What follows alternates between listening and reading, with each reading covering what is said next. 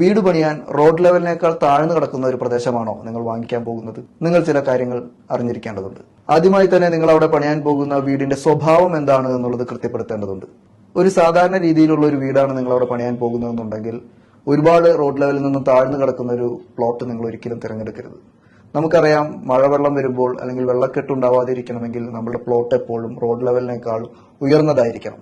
അപ്പോൾ നമുക്കതിന് എക്സ്ട്രാ ആയി ഒരുപാട് മണ്ണ് ഇടേണ്ടി വരികയും അതുപോലെ തന്നെ ഫൗണ്ടേഷൻ തന്നെ താഴെ നിന്ന് പണിത് അത്രയും ദൂരം എത്രയാണോ താഴ്ന്നു കിടക്കുന്നത്, 1 മീറ്റർ ആണോ 2 മീറ്റർ ആണോ, എത്രത്തോളം താഴ്ന്നിട്ടാണ് നമ്മുടെ പ്ലോട്ട് കിടക്കുന്നത് അത്രയും ഉയരം നമ്മൾ ഫൗണ്ടേഷൻ എക്സ്ട്രാ ആയിട്ട് ചെയ്യേണ്ടി വരും.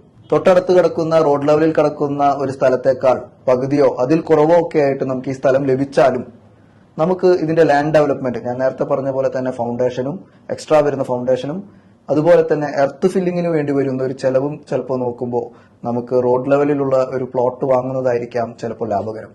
അപ്പൊ അതുകൊണ്ട് തന്നെ ബിൽഡിങ്ങിന്റെ സ്വഭാവം മനസ്സിലാക്കിക്കൊണ്ട് വേണം ഒരു പ്ലോട്ട് വാങ്ങിക്കാൻ.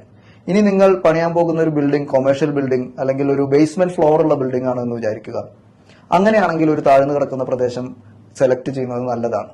ഒരു 2 മീറ്ററോ 2.5 മീറ്ററോ ഒക്കെ താഴ്ന്നിട്ടാണ് കിടക്കുന്ന ഒരു സ്ഥലം, നിങ്ങൾക്കത് വില കുറവിന് ലഭിച്ചു, നിങ്ങൾ അവിടെ ഒരു ബേസ്മെന്റ് ഫ്ലോർ ചെയ്യാൻ ഉദ്ദേശിക്കുന്നു, താഴെ കാർ പാർക്കിങ്ങോ മറ്റോ ഒക്കെ ആയിട്ട് ഒരു ബേസ്മെന്റ് ഫ്ലോർ കൂടി നിങ്ങൾ എടുക്കാൻ ഉദ്ദേശിക്കുന്നുണ്ടെങ്കിൽ നിങ്ങൾക്ക് താഴ്ന്നു കിടക്കുന്ന ഒരു പ്രദേശം ധൈര്യമായി വാങ്ങാവുന്നതാണ്.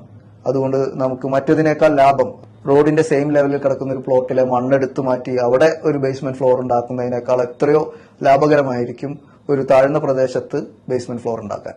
അപ്പോൾ അതുകൊണ്ട് ബേസ്മെന്റ് ഫ്ലോർ ഉള്ള ഒരു വീടാണ് അല്ലെങ്കിൽ ഒരു ബിൽഡിംഗ് ആണ് നിങ്ങൾ പണിയുന്നതെന്നുണ്ടെങ്കിൽ എപ്പോഴും താഴ്ന്ന പ്രദേശം നോക്കി വാങ്ങുന്നതിൽ ഒരു കുഴപ്പവുമില്ല. അതല്ല, ഒരു സാധാരണ വീട് പണിയാനാണ് നിങ്ങൾ വാങ്ങുന്നുണ്ടെങ്കിൽ നിങ്ങൾ ഈ വരുന്ന വ്യത്യാസം കൃത്യമായി കണക്കാക്കി നമുക്ക് ലെവൽ ആയിട്ടുള്ള ഒരു പ്ലോട്ട് വാങ്ങുന്നതിനേക്കാൾ യാതൊരു നഷ്ടവുമില്ല ഈ പ്ലോട്ട് വാങ്ങി ലാൻഡ് ഡെവലപ്മെന്റ് വരുന്ന ചെലവും വെച്ച് കണക്കാക്കുമ്പോൾ എന്നുണ്ടെങ്കിൽ മാത്രം നമ്മൾ താഴ്ന്ന പ്രദേശങ്ങൾ വാങ്ങുക. അല്ലെങ്കിൽ എപ്പോഴും ലെവലിലുള്ള ഒരു പ്ലോട്ടാണ് നമ്മൾ വീട് വെക്കാനായിട്ട് ഉത്തമമായിട്ടുള്ളത്.